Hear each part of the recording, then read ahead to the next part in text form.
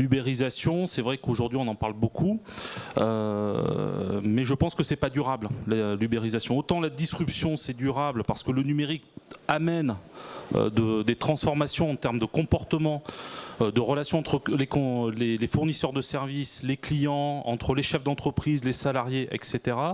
Autant l'ubérisation, c'est quelque chose qui de toute façon à un moment donné va se réguler. Alors ça va se réguler d'un point de vue fiscal, on le voit aujourd'hui, parce que si Airbnb, qui est présenté comme l'entreprise qui ubérise l'hôtellerie, fait l'effort à Paris ou dans les grandes villes de collecter la taxe de séjour, c'est tout simplement pour éviter une amende fiscale. D'accord, donc on voit bien que finalement le fisc est plus efficace que la cavalerie parce qu'au moins le fisc il arrive à l'heure et il oblige ces entreprises un peu à rentrer dans le rang. Parce que la différence que je fais, c'est qu'aussi l'ubérisation, c'est si on revient un peu aux Vikings, les Vikings ils ubérisaient la Normandie, c'est-à-dire qu'ils venaient, ils pillaient, ils violaient, ils brûlaient les villages, ils repartaient.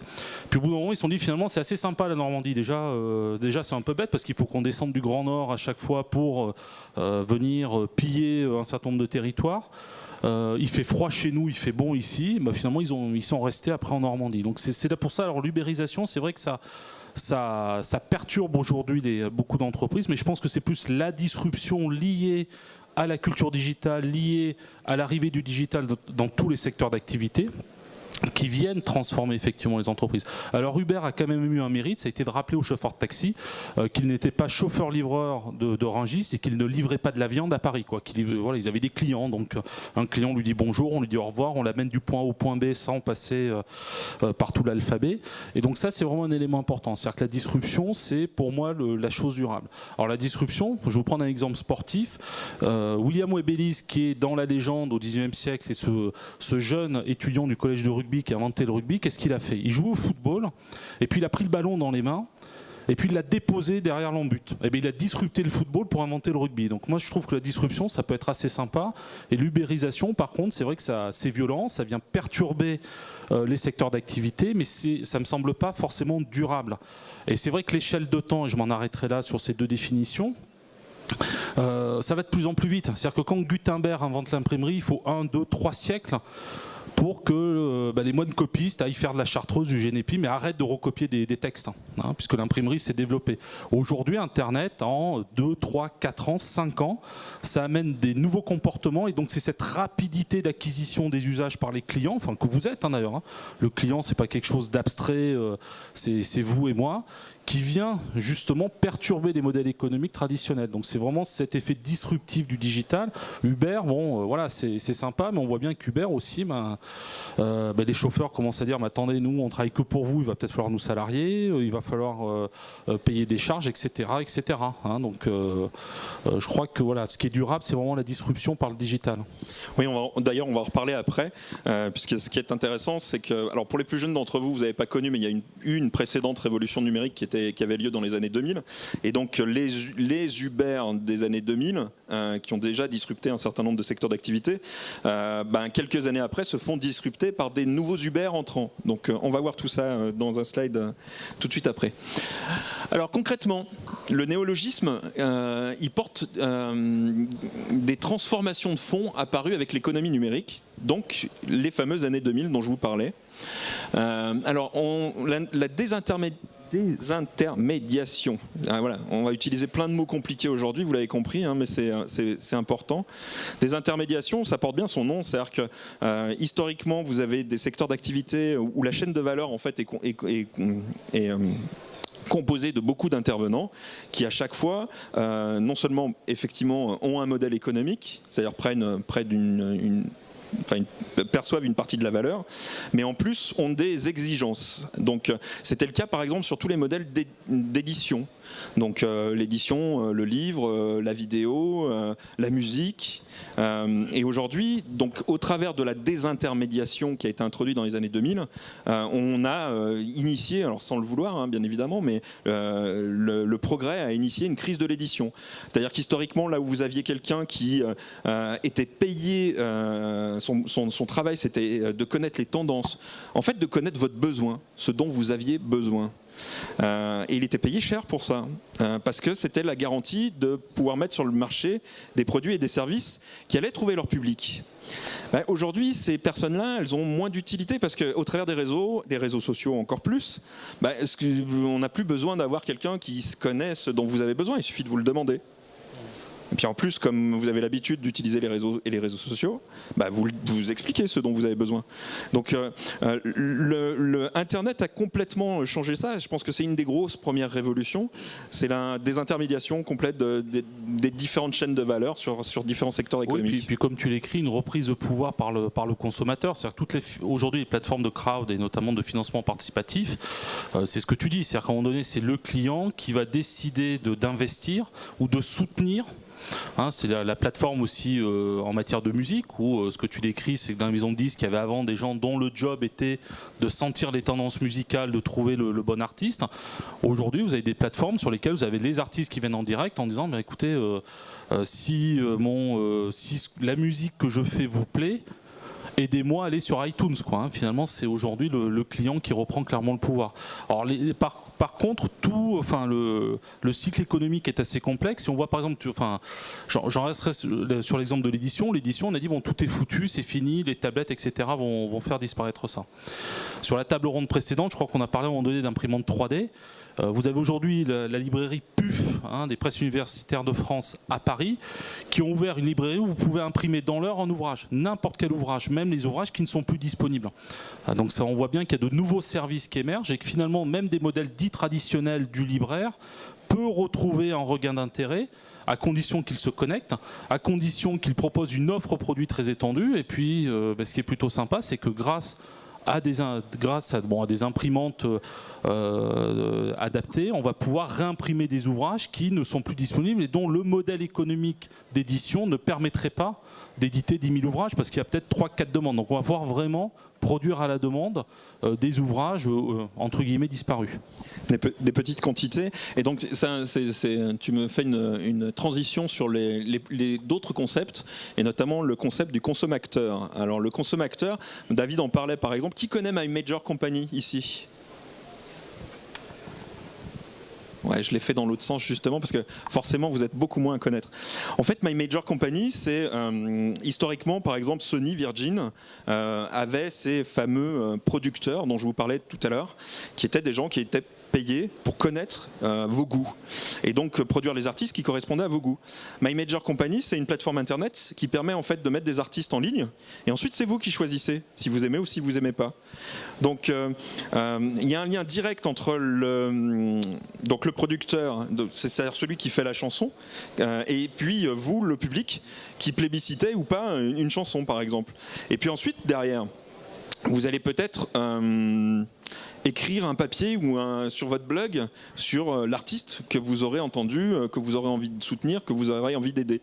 Et là, vous êtes plus consommateur passif en fait, puisque vous créez du contenu qui va à un moment donné enrichir, être une brique, qui va enrichir l'univers de l'artiste. Donc vous êtes un consomme-acteur. Alors sur la musique, c'est aussi intéressant parce que dans les années 90-2000, avec l'arrivée d'Internet, toutes les maisons de disques dont le métier était devenu de vendre du plastique, c'est-à-dire que c'était des transformateurs de pétrole, ils vendaient des CD, ils vendaient du plastique, se sont dit on va mourir. Alors déjà Internet on meurt pas d'Internet. Et puis même quand j'entends des chefs d'entreprise me dire Internet va me tuer, on peut renaître d'une mort économique. On liquide sa boîte, on en recrée une. Les maisons, là où je veux en venir, c'est que les maisons de disques, ce qui est intéressant, c'est qu'il y a eu un déplacement de la valeur. C'est-à-dire que les maisons de disques qui gagnaient beaucoup d'argent en vendant des CD, qui coûtaient peut-être 1 euro, 1,50 € à produire et qui étaient vendus 15 à 20 euros, se sont dit, ça manifestement, ça n'intéresse plus. Par contre, qu'est-ce qui va créer du lien entre l'artiste et son public ? Le concert. Et on a vu se redévelopper énormément le spectacle vivant, avec des places de concert qui aujourd'hui, vous avez des concerts entre 50, 80, 100, 200 € suivant les artistes. Donc ils ont déplacé la valeur. C'est-à-dire que les gens aujourd'hui vont dire je vais acheter sur iTunes les 2 chansons qui m'intéressent parce que le reste de l'album ne m'intéresse pas. Par contre, je suis fan de cet artiste, je vais faire l'effort d'aller le voir en concert. Et je crois que les concerts ne sont jamais aussi bien portés. Et les maisons de disques continuent à fonctionner. Les sociétés spécialisées dans les tournées vivent très bien. Parce que justement, tout le monde s'est dit, bon, on va arrêter de vendre du plastique. Les gens vont télécharger leur musique. Par contre, ce qu'ils ne pourront pas télécharger et vivre, alors même s'il y a une pub Samsung où on voit le père de famille parce que la jeune fille est malade, donc il va dans la salle de concert filmer avec une caméra et puis elle met des lunettes 3D donc pour voir des lunettes de réalité augmentée pour voir le spectacle. Néanmoins, et ça c'est aussi un élément important, c'est-à-dire que nous restons des mammifères, nous avons besoin de voir, toucher, sentir. Et donc après, voilà, d'un point de vue économique, les choses se déplacent. Mais il n'y a pas vraiment de secteur qui disparaît. Enfin, on va pas en parler ce matin, mais les agences de voyage qui étaient données pour inutiles sont en train de renaître, de réapparaître sous des formes différentes, en utilisant la réalité augmentée, en utilisant ces outils-là pour proposer une expérience de consommation différente aux clients. Alors, autre exemple de consommateur, par exemple, qui connaît Coyote ? Un peu plus de monde, super. Donc Coyote, en fait, quand vous achetez qui a son permis encore quand vous achetez un petit boîtier Coyote que vous mettez dans votre voiture, là c'est un pur exemple de consommateur en fait, puisque pour ceux qui connaissent pas Coyote, Coyote est un petit boîtier qui vous signale les dangers, voire les radars sur les autoroutes, enfin sur les routes. Voilà. Et en fait. Oui, ou sur le téléphone, bien sûr. Oui, il y a des applications sur téléphone, tout à fait. Merci pour le complément. Et en fait, donc quand vous avez votre téléphone ou votre boîtier sur votre voiture et que vous voyez un radar, vous cliquez. Donc on vous demande un clic. Ça prend 3 centièmes de seconde à faire. Et en fait, vous êtes acteur. C'est-à-dire que l'ensemble des clics que tous les utilisateurs vont faire sont consolidés. Et à un moment donné, c'est ce qui permet de vous donner le service. C'est-à-dire que c'est cette consolidation d'informations qui vous donne les lieux où il y a des dangers, où il y a des radars, etc. etc. Donc là, on est vraiment sur la notion de consommateur. Et là encore, il y a disruption parce qu'avant, vous aviez votre GPS. Vous aviez Michelin ou même avant, il y avait les appels de phare. C'était ça, le premier réseau social sur l'autoroute, c'était les appels de phare. Donc il y avait les appels de phare. Ensuite, il y a eu le GPS qui a disrupté les appels de phare. Et maintenant, vous avez Coyote qui disrupte le GPS. Donc voilà, on est vraiment sur ce qu'on appelle la disruption. Et sur les modèles collaboratifs, bien évidemment, parce qu'encore une fois, tout ça ne marche que parce qu'il y a un certain nombre d'utilisateurs et que vous êtes beaucoup à consolider de l'information. Du coup, transition rêvée sur la force du collectif, puisqu'effectivement, c'est ce qui est aussi important. Alors, par exemple, on peut dans les grandes tendances, dire que la première révolution numérique, elle a introduit la désintermédiation et le fait d'être consommateur. La deuxième révolution numérique qu'on est en train de vivre aujourd'hui, elle est essentiellement liée aux réseaux sociaux, et donc elle se construit autour effectivement des avis, du buzz, de la collaboration sur les plateformes internet. Donc j'ai parlé de Coyote. Est-ce que tu as un autre exemple, David, en tête?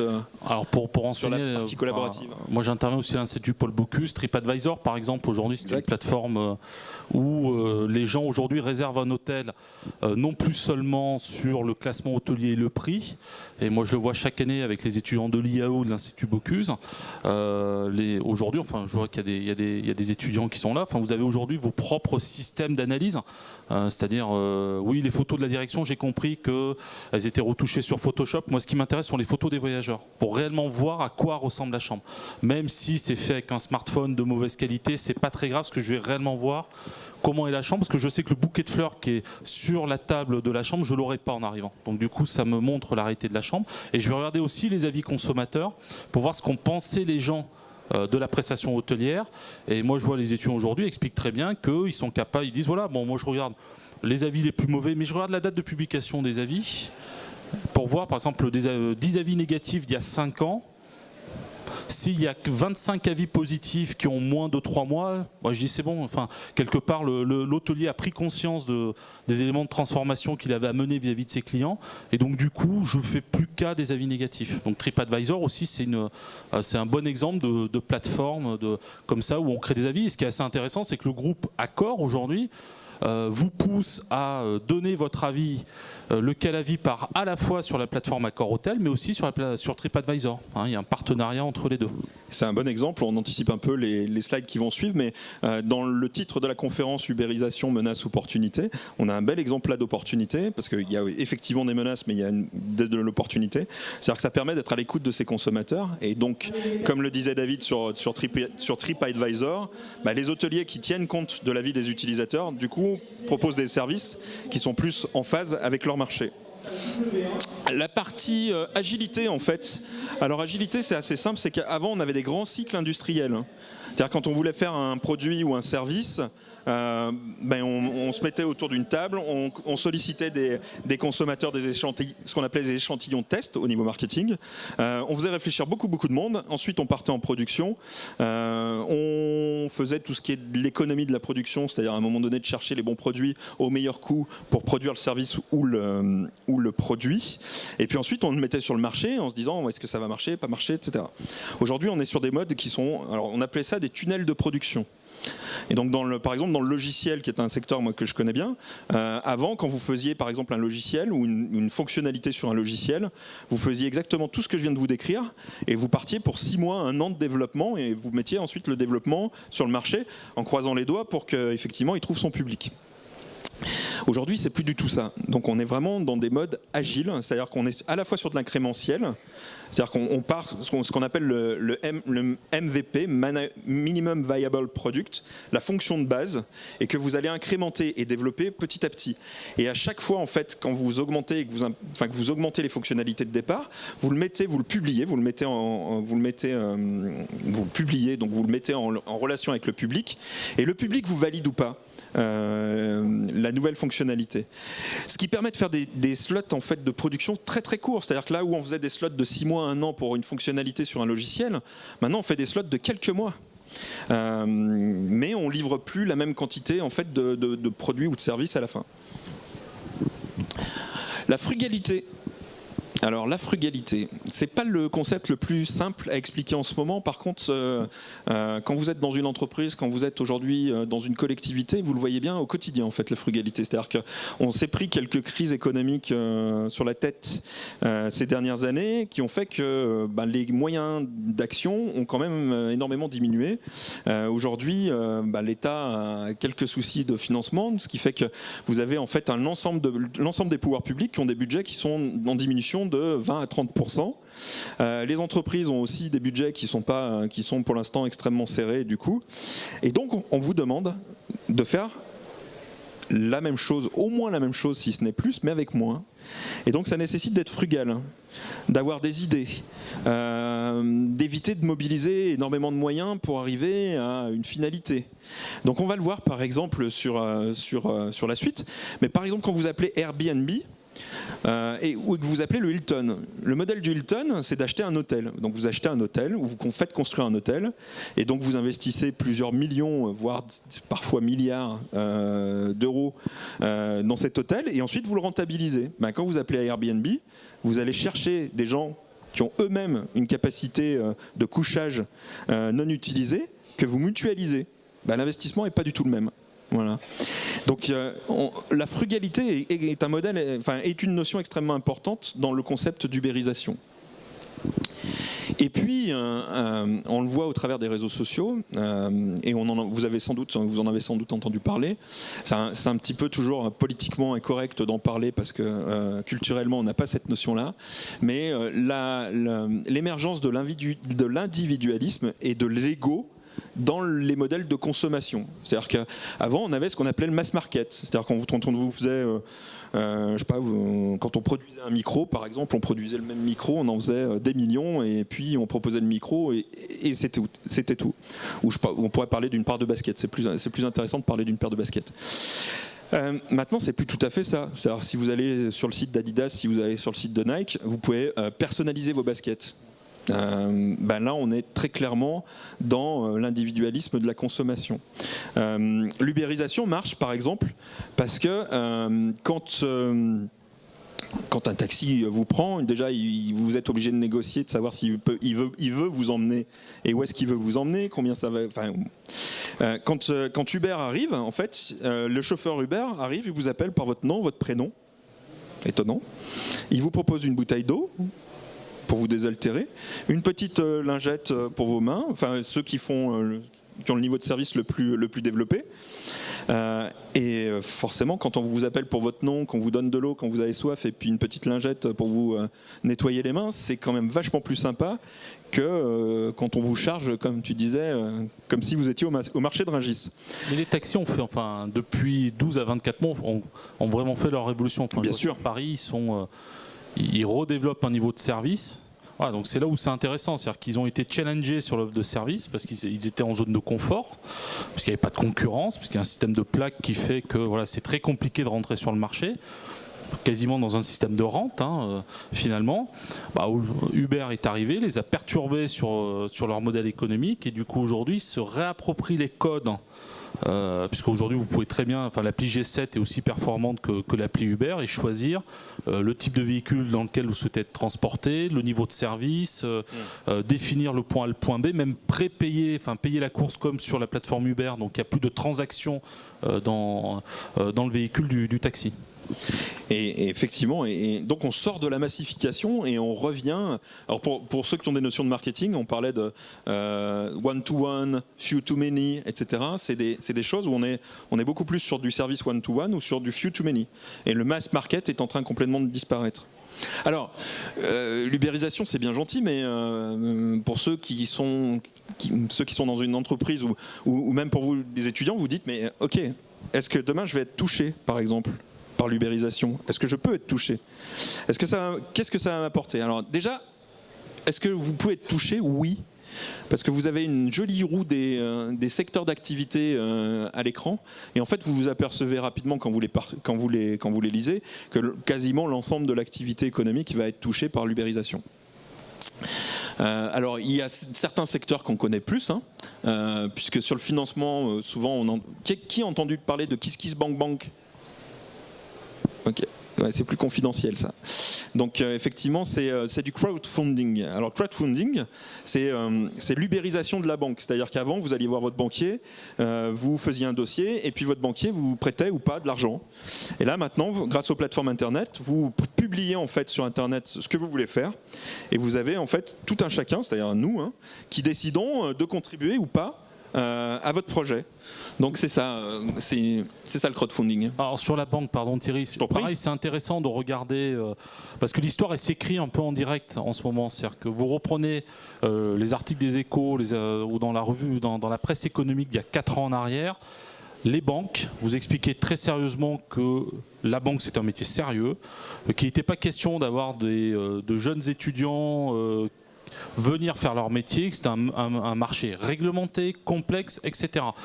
Donc les banquiers en France ont fait, comme on le fait toujours traditionnellement, c'est-à-dire qu'ils ont fait le siège du ministère de l'économie et des finances, de Matignon, de l'Élysée, pour dire attention, il y a de méchants pirates qui arrivent, qui vont voler de l'argent des particuliers, c'est dangereux, donc il faut interdire le financement participatif.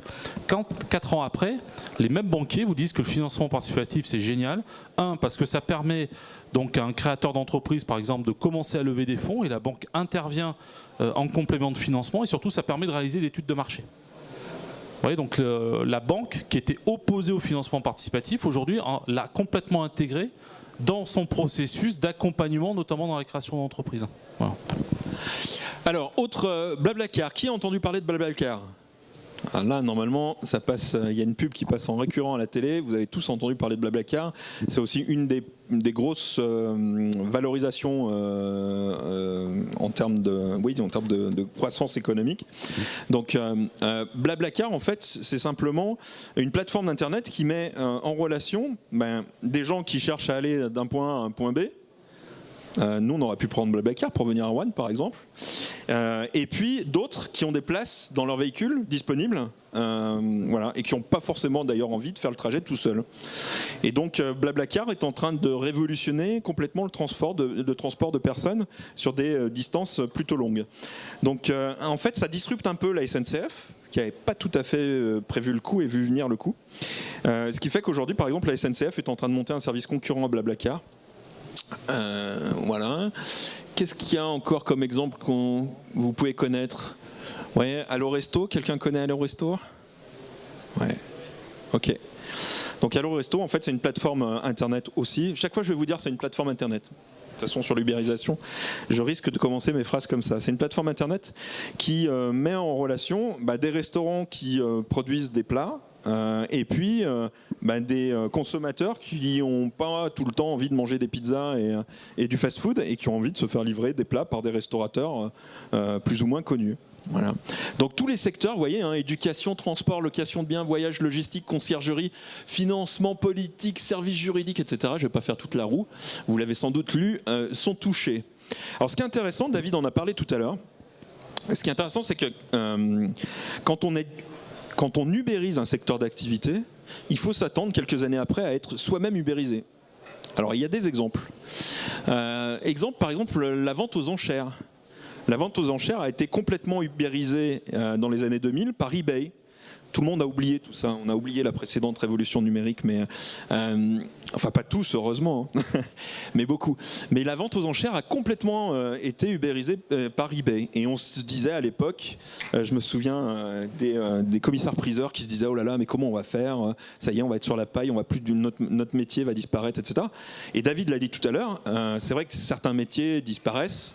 Aujourd'hui, le métier de maréchal ferrant a un peu disparu, on va dire, même beaucoup. Mais en fait, ces transformations, en tout cas économiques, c'est pas forcément unique tout le temps des transformations violentes, en tout cas rapides. Et ce qui est intéressant, c'est de voir comme maintenant, Le Bon Coin est en train d'ubériser eBay. C'est-à-dire que là où eBay était le champion de la vente aux enchères il y a quelques années, aujourd'hui, il s'est fait doubler par Le Bon Coin. Et vous connaissez sans doute plus facilement Le Bon Coin qu'eBay. Même chose sur les agences de voyage. Autre exemple. Par exemple, le voyage SNCF à l'époque, dans les années 2000, a ubérisé complètement le métier de l'agence de voyage. Avant, vous aviez effectivement des agences de voyage, mais vous en avez toujours dans vos villages, qui vous proposaient des voyages. Et ensuite, et avec l'apparition de Voyage SNCF, vous pouviez, et d'autres d'ailleurs, vous pouviez tout faire sur Internet. Et aujourd'hui, ce qui est intéressant, c'est de voir comment Voyage SNCF se fait ubériser par Capitaine Train, qui est en train de lui prendre des parts de marché. Donc, il y a quelques exemples comme ça qui vous permettent, en fait, toujours pareil, dans notre titre menace ou opportunité, quand vous êtes dans une société qui ubérise un marché, c'est plutôt confortable. Et aujourd'hui, il vaut mieux travailler chez Uber, par exemple, que chez un taxi. Mais ça veut dire que dans 5 ans, 10 ans, quand vous êtes travaillé chez Uber, il faut vous attendre vous-même à être ubérisé. Alors, un exemple, j'ai choisi un exemple pour illustrer. Tous les concepts qu'on vient de balayer quand même. Donc vous vous souvenez, frugalité, agilité, consommateur, désintermédiation, etc. Voilà. Donc des chiffres forts quand même. Juste le groupe Hilton. Donc le groupe Hilton, il a 100 ans. C'est 700 000 chambres dans le monde entier. 85 pays, 130 000 salariés, 23 milliards de capitalisation boursière. D'accord ? Et le groupe Hilton a fait 3 milliards de capitalisation supplémentaire en 3 ans. Et vous avez vu les chiffres. Airbnb, c'est moins de 10 ans. 1 million de chambres, 192 pays, 3000 salariés, 30 milliards de capitalisation. Et ils viennent de faire 6 milliards en 1 an. C'est-à-dire que là où Hilton, il lui faut 3 ans pour faire la moitié, eux, ils font 6 milliards en 1 an. C'est énorme. Donc voilà un bel exemple de disruption, d'ubérisation, d'activité. Alors comme le disait David, moi j'ai pas souhaité on n'a pas voulu rentrer trop dans les problématiques sociales, fiscales, etc. qui sont liées à l'ubérisation. De toute façon c'est assez simple, vous avez qu'à ouvrir Internet et vous verrez, parce que c'est vraiment des sujets centraux en ce moment, mais vous imaginez bien que quand vous disruptez une activité où il y a 130 000 salariés par une activité où il n'y en a plus que 3 000, ça veut dire que vous avez 127 000 salariés, concrètement, qui vont se demander qu'est-ce qu'on fait. Voilà. Donc c'est pas sans conséquence. Et tous les emplois indirects. Je suis une entreprise de BTP qui construit des bâtiments pour Hilton. Si demain le modèle, c'est le particulier qui loue sa chambre sur Airbnb, que devient l'entreprise de travaux publics ? Exactement. Voilà. Donc il y a effectivement des questions sociétales, puisqu'on est dans le social, l'économique, le fiscal, qui se posent sur ces nouveaux modèles. Alors, ceci étant dit, Il y a des signes avant-coureurs quand même. Quand on est dans une activité et qu'on a le risque de se faire ubériser, il y a quand même des signes avant-coureurs. Alors la liste n'est pas exhaustive, mais on voulait partager certains signes avec vous parce que ça peut vous arriver. Donc le premier, c'est... les signes avant-coureurs, vous les détectez d'autant plus que vous avez une veille efficace sur vos marchés, sur vos concurrents, sur tous les éléments marketing assez classiques, et puis que vous portez une attention aux signaux faibles. Alors les signaux faibles, c'est des signaux qui portent bien leur nom, qui sont faibles, donc qui ne sont pas forcément significatifs, mais quand vous les regroupez, quand vous les en mettez plusieurs l'un derrière l'autre, tout à coup, quand vous avez 3-4 signaux faibles qui vous donnent la même tendance, c'est qu'il y a quand même un problème quelque part. Donc ça nécessite d'aller gratter où est le problème. Alors, un des signaux faibles, par exemple, alors celui-là, il est plutôt fort, hein, c'est difficulté à gagner de nouveaux clients. C'est-à-dire, vous êtes sur une activité installée, vous avez votre portefeuille client, vos clients sont contents, hein, c'est pas le souci, mais chaque fois que vous allez démarcher des nouveaux clients, vous vous apercevez que c'est pas vous qui gagnez les marchés. Ah, c'est le premier signal. Et alors après, quand ça dure trop longtemps et que vous n'avez pas réagi, par exemple, baisse du chiffre d'affaires. Parce qu'à un moment donné, ça se traduit quand même sur le chiffre d'affaires. Donc là, signal celui-là très fort. Perte d'homme clé dans une équipe. Quand vous avez votre meilleur développeur, quand vous travaillez dans le numérique ou dans le logiciel, qui part dans une autre enseigne, il vaut mieux savoir où il va.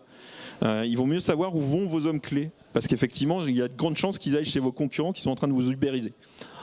Bad buzz sur les réseaux sociaux.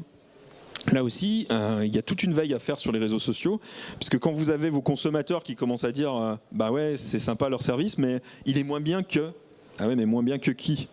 Et ça, c'est intéressant effectivement pour identifier les nouveaux entrants. Voilà, est-ce que t'en as d'autres? C'est bon? Alors, menace opportunité, donc on a parlé quand même pas mal de menaces, mais c'est aussi une opportunité tout ça. Alors il y a plusieurs prises concrètes pour évoluer et s'adapter. Le premier, ça a l'air de rien, mais ça va mieux en le disant, c'est de racheter des nouveaux entrants. Donc par exemple, aujourd'hui, Trainline est en train de racheter Capitaine Train. La Poste rachète Resto-In et en fait se positionne comme ça sur le marché de la livraison de repas. Alors ça, on peut aussi... La Poste, pour donner une idée, je crois qu'ils ont ils ont 27 000 bureaux de poste sur toute la France. Aujourd'hui, la Poste, alors ils le disent pas trop, 5 000 suffirait pour couvrir l'ensemble des besoins sur le territoire. 5 000 bureaux de poste. Donc effectivement, ils se posent des questions de, comme le disait Thierry tout à l'heure, nos facteurs, notre personnel, comment est-ce qu'on le repositionne sur de nouveaux métiers de proximité, parce qu'il y a un maillage territorial qui du coup peut avoir une utilité dans une économie digitalisée où il faut quand même livrer un certain nombre de produits. Par exemple, le président du cluster numérique, une société qui s'appelle Esquerre. Aujourd'hui, au travers des services d'Esquerre, vous rentrez sur la plateforme Esquerre, vous tapez votre commandé avec accusé de réception, vous cliquez, vous payez, et vous n'avez pas besoin du tout d'aller à la poste. Donc voilà, un service par exemple disruptif. Innover dans son offre de service, donc ça permet effectivement d'innover dans son offre de service. En 2002, la Société Générale par exemple achète Boursorama. La SNCF qui rachète Wicar, donc le fameux concurrent du Blablacar. Aujourd'hui, Vinci Autoroute qui a racheté Waze. Alors Waze, c'est une sorte de coyote, mais beaucoup plus donc communautaire, qui reprend un peu le principe du clic mutualisé dont je vous parlais tout à l'heure, mais pas uniquement sur la signalisation de danger ou de radar, donc qui est beaucoup plus large que ça en fait. Et alors l'autre possibilité, c'est s'inspirer de ce qui émerge dans les startups en participant à l'action des clusters et pôles, en s'impliquant dans la French Tech. Puisqu'en fait, il y a aujourd'hui une nouvelle notion qui s'appelle l'open innovation. C'est-à-dire que historiquement, les entreprises avaient tendance à innover en interne, dans des silos, avec des compétences qui étaient toutes les mêmes. Aujourd'hui, tout ça est balayé. Et donc, notamment pour les grands groupes, puisqu'en fait, quand on grossit en structure, généralement, on perd en innovation, en capacité d'innovation. Et donc, on va chercher en fait l'inspiration et cette capacité disruptive à l'extérieur de la société. Alors vous avez un exemple d'entreprise traditionnelle qui est en train qui va disrupter, je vous donne le nom, enfin peut-être quelques acteurs, c'est l'entreprise SEB, vous savez, électroménager. petit électroménager. Aujourd'hui, Seb, ils ont compris que il fallait être durable et que le bouton de puissance qui casse au bout de 6 mois, qu'on ne peut pas remplacer parce qu'ils le font plus, ce n'est plus acceptable par le consommateur, que nous rentrons dans des stratégies de déconsommation. Alors c'est pas la décroissance, la décroissance c'est Koh-Lanta, c'est un arc, une flèche, 2 cailloux et on se débrouille. La déconsommation, c'est j'ai les moyens de m'acheter un produit, mais à quoi bon l'acheter tous les jours? Donc je vais en acheter moins souvent, peut-être de meilleure qualité. Donc Seb, ils font, alors on pourrait dire ils font du greenwashing, c'est-à-dire qu'ils vont se redoter d'une coloration responsabilité sociétale, mais derrière il y a un vrai projet stratégique, c'est de dire nous allons garantir à nos clients 10 ans d'utilisation et 10 ans de pièces détachées sur tout le petit électroménager. Donc là vous avez 2 solutions. Première solution, c'est je fabrique en quantité en Chine, je mets tout dans des containers et je stocke ça dans des entrepôts. Ça coûte cher, financièrement c'est une hérésie comptable et financière. Et ils disent non, on va utiliser l'imprimante 3D. L'imprimante 3D c'est intéressant, c'est disruptif, ça correspond aux attentes du consommateur. Et donc Seb travaille là-dessus. On peut même imaginer, c'est pas de la science-fiction à 15 ans, demain, d'avoir une plateforme type iTunes avec des milliers de plans de pièces détachées de petits électroménagers, et puis une imprimante 3D chez vous. Une imprimante 3D de base, c'est 200 €. Un modèle plutôt de très bonne qualité, c'est 1000 €, prix d'un téléviseur. On n'est pas sur des trucs, prix d'un ordinateur, on n'est pas sur des montants délirants. Donc Seb, ils sont en train de travailler là-dessus en disant à leurs clients, nous avons une responsabilité sociétale, nous produisons un certain nombre de pièces mécaniques et autres en plastique, en métal, etc. Donc voilà, si on veut être durable, on va vous proposer ça. Du coup, ils vont disrupter qui dans la chaîne de valeur? Ils vont disrupter Darty et Boulanger. Potentiellement. Parce qu'ils vont dire, attendez, moi je vous vends le produit, en plus je vous assure 10 ans de pièces et main d'œuvre. Et vous pourrez même imprimer la pièce chez vous. Donc vous voyez que les choses bougent, les choses bougent et s'intègrent clairement dans ces axes un peu, donc des marchés traditionnels qui se repositionnent et qui intègrent effectivement le digital. Alors c'est pas que Seb veut, moi je connais pas les gens de Seb, mais j'imagine pas que Seb ait envie de disrupter Darty ou autre. Nous on a un problème aujourd'hui stratégique sur notre marché. On voit bien que le consommateur n'accepte plus aujourd'hui tous les 6 mois de changer son aspirateur, son robot, son truc, etc. Donc comment est-ce qu'on s'adapte? Tiens, il y a l'imprimante 3D, il y a des plateformes où on peut télécharger des plans. Il y a peut-être des choses à faire. Voilà. Un autre secteur aussi qui a exactement la même problématique, c'est l'automobile, avec les garagistes. C'est-à-dire que, par exemple, quand votre véhicule est cassé et que vous avez froissé l'aile droite, par exemple, vous allez chez votre garagiste, il a une aile droite, il vous remet une aile droite. Donc, et par contre, votre garagiste, lui, il est obligé de stocker la pièce. Et maintenant, donc, au travers de tout ce qu'expliquait David, notamment pour Seb, l'industrie automobile est en train de réfléchir à mettre des imprimantes 3D en fait chez ses concessionnaires, et puis ensuite simplement les concessionnaires auront juste à cliquer, ils récupéreront le plan de l'aile par rapport à votre véhicule, ils imprimeront une nouvelle aile sur place et ils vous la fixeront directement.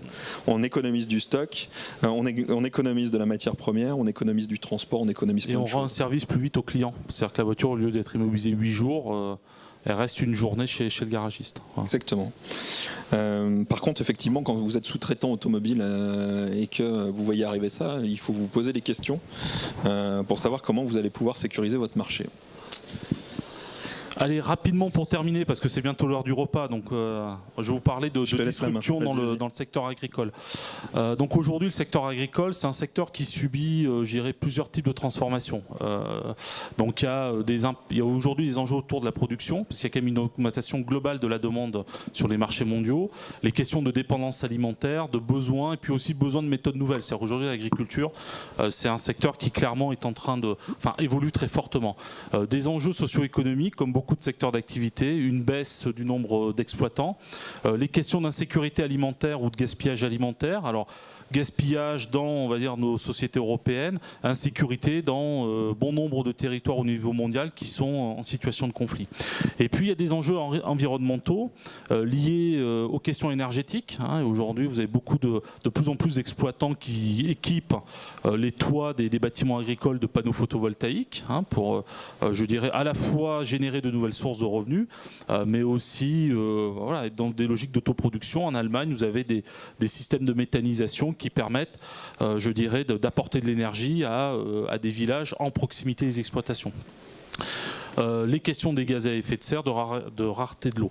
Donc du coup, il va falloir, il y a un certain nombre d'enjeux qui viennent transformer ce secteur-là. Comment est-ce qu'il va être disrupté ou comment est-ce qu'il est en train de se transformer aujourd'hui? Donc vous avez par exemple les drones, j'ai entendu qu'il y avait des démos sur le salon. Aujourd'hui les drones, c'est très intéressant dans le secteur agricole pour faire de la mesure.